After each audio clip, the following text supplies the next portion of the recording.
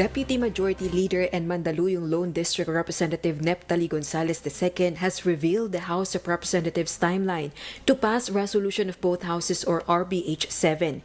He made the statement on the second day of the deliberations of the House Committee of the Whole in response to a question posed by Deputy Minority Leader, ACT Teachers Party Representative Franz Castro. It will be scheduled for second reading in plenary on March 11, 12, 13, which is Monday, Tuesday, and Wednesday.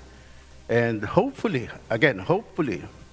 if we are able to finish and approve the same on second reading, then in compliance with our rules, copies of which will be distributed, after 3 days from distribution, it can be scheduled for third reading.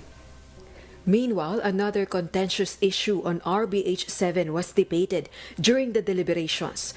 The target economic amendments mentioned in RBH 7 contain the phrase unless otherwise provided by law, according to retired Supreme Court Justice Adolfo Ascuna. Through this, economic provisions of the Constitution may be amended through legislation and will be approved by the President by signing it. Albay 1st District Representative Ed Silagman asked, is this the fourth mode of amending the Constitution?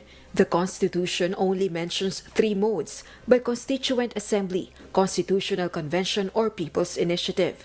In other words, are the resolutions 6 and 7 amending Article 17 of the Constitution by including a new mode of amending or revising the Constitution, which is by mere legislation?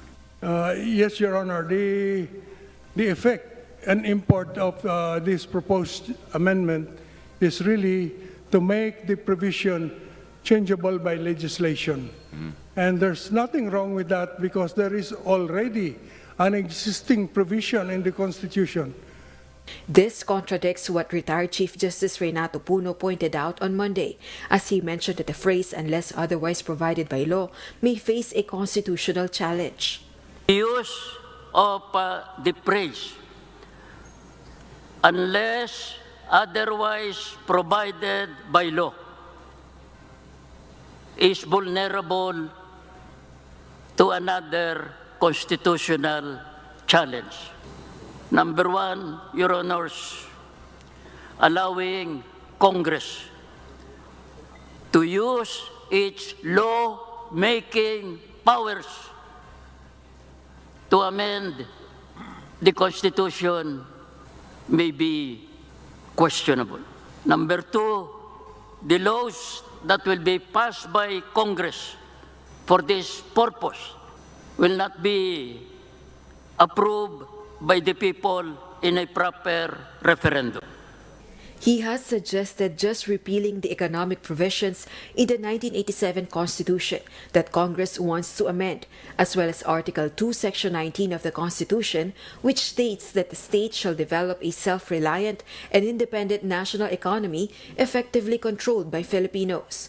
In addition to this, Constitutional Amendments Committee Chair and Cagayan de Oro City 2nd District Representative Rufus Rodriguez urged his colleagues in the House not to adopt the economic chacha version of the Senate.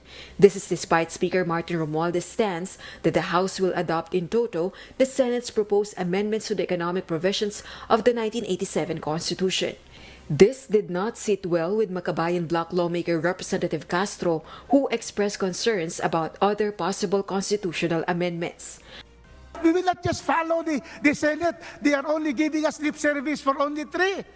And that is not what our country needs, Mr. Leader.